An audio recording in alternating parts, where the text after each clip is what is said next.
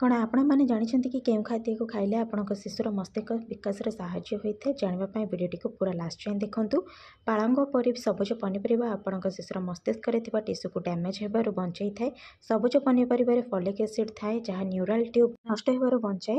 बादाम रे omega 3 fatty acid, vitamin 3, magnesium, healthy fats एवं प्रोटीन रो एक बहुत भल स्रोत। यह आपणक शिशुर मस्तिष्क विकास में हेल्प करें। बीन्स आयरन रो एक भल स्रोत अटे। शिशुर मस्तिष्क में नर्व स्लेज पर्यंत ऑक्सीजन पहुँचावे आपण शरीर को आयरन रो आवश्यक थाए। तो डेली आपण मैंने बीन्स रो उपयोग करूँ।